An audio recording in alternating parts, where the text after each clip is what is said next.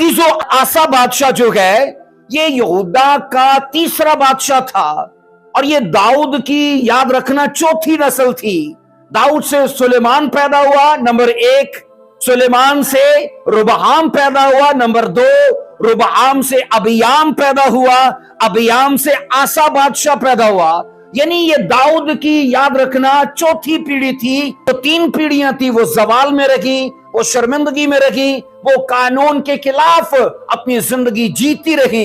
लेकिन जब चौथी पीढ़ी आई है दाऊद की, तो बाइबल कहती कि आसा सीधा अपने बाप दाऊद के नक्शे कदम पर चला।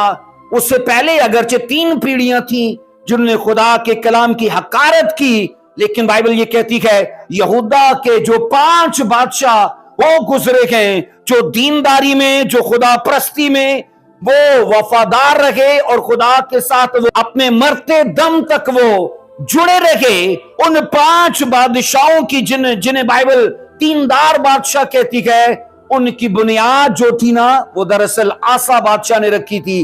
बोलिए आमीन। अब वो 5 बादशाह यहूदा के कौन से थे जो अपने जमाने में खुदा के साथ पूरे तौर पर वफादार रहे? उनमें से पहला बादशाह जो था वो आसा बादशाह था। बोलिए आमीन। दूसरा यहोशू था, तीसरा योआस था, उसके बाद चौथा हिजकिय्याह था और पांचवा जाके यूसिया बादशाह। अब ये 5 बादशाह जो यहूदा के थे, अपनी हयात में ये टोटल मुकम्मल तौर पर खुदा के साथ चलते रहे। अब दीनदार बादशाहों की बुनियाद किसने रखी? उनके लिए कौन एक एग्जाम्पल बना?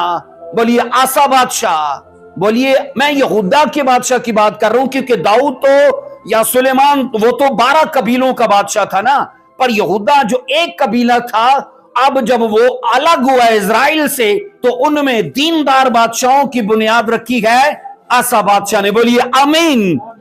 अब बाइबल ये कहती है अजीजों, आसा बादशाह, स्टडी ये कहती यहूदा के कबीले पर 41 बरस तक, 41 ईयर्स तक वो बादशाही करता रहा।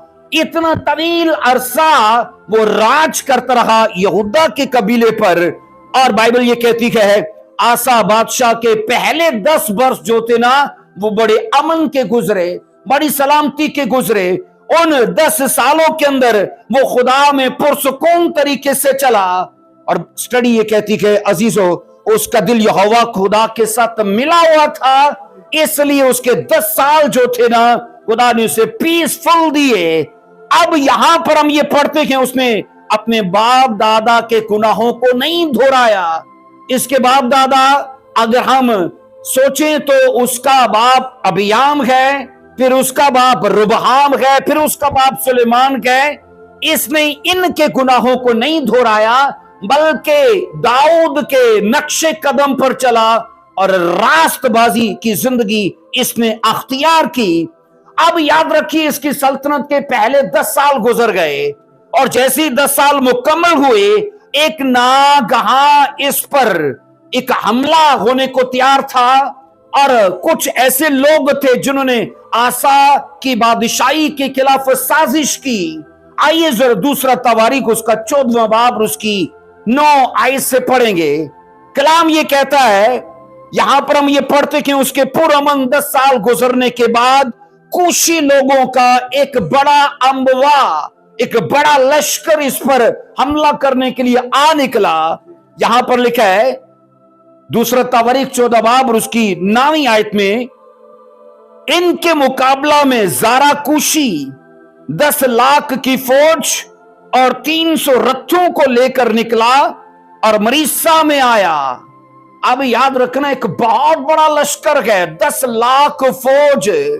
यहूदा का कबीला एक कबीला है और इतनी बड़ी तादाद नहीं है उनकी, लाखों में हो सकता है लेकिन करोड़ों में नहीं। अब जब वो लाखों में है तो लाखों की आर्मी तो उनकी नहीं हो सकती, उनकी आर्मी तो हजारों की होगी।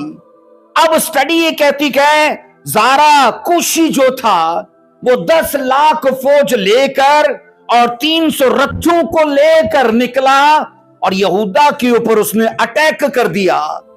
अजीजों, अमन और सलामती के दिनों में आसा बादशाह मुकम्मल तौर पर खुदा की पैरवी करता रहा। इससे पहले कि कोई आफत आए, इससे पहले कि कोई प्रॉब्लम आए, वो तब भी खुदा के साथ वो दुआ में, वो बंदगी में, वो बोने में, हर चीज में वो खुदा के साथ मुकम्मल तौर पर वफादार है। वो आज के मसीहों के जैसा नहीं है कि मुसीबत आएगी तो वो दुआ करेंगे, वो रोजा तब रखेंगे जब कोई उनके कोई ऐसा मसला बन जाता है, वो बोएंगे तब जब उनकी गर्ज कोई होगी। वो ऐसा नहीं था। क्योंकि मैं ये कहता हूं, हमारे लोगों का दुआ करने का कुलिया गर्ज में, कर्ज में और मर्ज में, ये कुलिया है। लेकिन मैं आपको आसा की जिंदगी का अजीजो खलासा भी ये दे रहा हूं कि वो इससे पहले कि हमला होता, वो खुदा के साथ हर तरीके से वो अपने फराइज अदा करने में वो वफादार और ध्यानदार था। आइए जरा पढ़िए इसको, दूसरा तारीख और उसका 14वां बाब, उसकी 11वीं आयत को देखिए जरा। बाइबल ये कहती कि अमन और सलामती के दिनों में आसा बादशाह खुदा की पैरवी में था। जब उस पर यह मुश्किल आई तो उसने खुदा से दुआ की। यहां पढ़िए लिखा है 11वीं वर्ष में, और आसा ने खुदावंद अपने खुदा से फरियाद की और कहा, ऐ खुदावंद, जोरावर और कमजोर के मुकाबला में मदद करने को तेरे सिवा और कोई नहीं। ऐ खुदावंद, हमारे खुदा, तू ही मदद कर, क्योंकि हम तुझ पर भरोसा रखते हैं और तेरे नाम से इस अम्बवा का सामना करने आए हैं। तो ऐ खुदावंद, हमारे खुदा, इंसान तेरे मुकाबले में गालिब होने ना पाए। ऊंची आवाज में बोलो आमीन। अजीजो, ये दुआ आसा की इमरजेंसी की दुआ नहीं थी। बोलिए, ये इमरजेंसी की दुआ नहीं थी। ये दुआ बाय चांस दुआ नहीं थी, क्योंकि उसे नॉर्मल हालात में भी उसे दुआ करना आती थी, उसे चर्च जाना आता था, वो रूहानी फराइज का पाबंद था। गर्ज के लिए खुदा के साथ कोई तल्लक नहीं था इसका। ये बेलोस खुदा के साथ प्यार करता था। अब हमारा मामला ये है कि हम इमरजेंसी के रोजे रखते हैं। हमारी प्रॉब्लम ये है कि हम इमरजेंसी में दुआएं करते हैं, हम इमरजेंसी में मन्नतें मानते हैं, इमरजेंसी में बोते हैं। और खुदा भी जानता है ये आम हालात में कभी चर्च नहीं आया, आम हालात में इसने कभी दुआ नहीं की। आप मुझे बताइए, क्या वो दुआ हो सकती है कि अगर वो इमरजेंसी में की जाए? क्या वो रोजा हो सकता है जो गर्ज के लिए रखा जाए? क्या वो बीज बोना हो सकता है जो किसी मुश्किल से आजाद होने के लिए बोया जाए? जबकि खुदा जानता है ना ये बोने में गए, ना रोजे में गए, ना ये दुआ में गए। नॉर्मल हालात में जब इसका सब सही है, ये नहीं दिखता मुझे। इसलिए खुदा को भी याद रखना आदत है इस बात की कि नॉर्मल हालात में जो उसके साथ वफादार रहते हैं, इमरजेंसी पड़ने पर उनकी पहली दुआ पर ही उनकी दुआ का जवाब देता है। लेकिन वो लोग, याद रखिए, जो गर्ज में आते हैं, मर्ज में आते हैं, कर्ज में आते हैं, खुदा उन्हीं के जैसा उनके साथ बर्ताव करता है, उन्हीं के जैसा उनके साथ सलूक करता है। तभी वो लोग बुड़बुड़ाते और शिकायत करते हैं, अब तो मैं चर्च भी जा रहा हूं, अब तो मैंने रोजे भी रखने शुरू कर दिए हैं, अब तो मैं बाइबल भी पढ़ रहा हूं और मेरा कोई हल मुझे नजर नहीं आ रहा। उसकी बड़ी वजह यह है, आपको याद रखना, जब जिंदगी में सब सेट हो ना, कारोबार, बीवी, बच्चे, आपकी जिंदगी के अंदर शांति और सुकून बना हो, तब भी अपने खुदा के साथ मुकम्मल तौर पर चलिए। बोलिए आमीन। वो कभी शर्मिंदगी को आने नहीं देगा, कभी जवाल को आपकी जिंदगी पर आने नहीं देगा। बोलिए आमीन। मैंने कहा, आसा जब आम हालात में भी जब सब ठीक है, वो खुदा के साथ सही चल रहा है। अब जब 10 लाख की फौज इसके ऊपर अटैक करने को तैयार है, इसने सीधा खुदा से कहा, मेरा भरोसा तू है। उसने कहा, कमजोर और जोरावर के बीच में तू ही है। हम कमजोर हैं, वो जोरावर हैं, लेकिन मदद के लिए हम तुझे पुकारते हैं, हमें तेरे बाजू पर तवक्कल है। और बाइबल मुकद्दस ये कहती है, अजीजो, हम यहां ये पढ़ते कि उसकी दुआ का फौरन खुदा ने जवाब दिया। आइए इसको जरा 12वीं आयत में पढ़िए। 11वीं में उसने दुआ की है और 12वीं में उसने फौरन जवाब दिया। बस खुदावन ने आसा और यहूदा के आगे कुशियों को मारा और कुशी भागे। कुशी बोलिए भागे। यहूदा की आर्मी हजारों में गए और उनकी आर्मी लाखों में गए।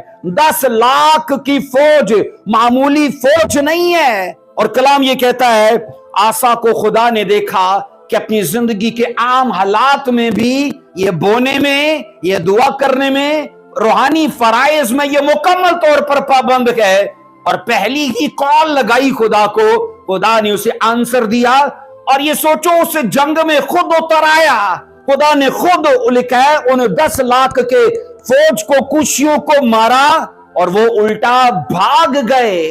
ये वाकया याद रखना हमें इस बात के लिए उभारता है, हमें इस बात के लिए उकसाता है हम खुदावन के साथ कंडीशंस बांध कर प्यार ना करें कि मुझे ब्लेस कर तो मैं चर्च जाऊंगा, मेरा वीजा लगा तो मैं बोना शुरू करूंगा, मुझे औलाद दे तो मैं तेरी वर्शिप करूंगा। ये कंडीशंस हैं। आपको कहना है वो मुझे चंगा करे ना करे वो मेरा खुदा है, तो मुझे ब्लेस कर ना कर तू मेरा खुदा है। अजीजों ये वो आपका कॉल है जो जाहिर करता है कि खुदा के साथ हम कंडीशंस बांध कर नहीं आते हैं। जिस तरह वो हमारे साथ बेलोस से चलता है हम भी उसके साथ बेलोस चलते हैं। बोलिए आमीन।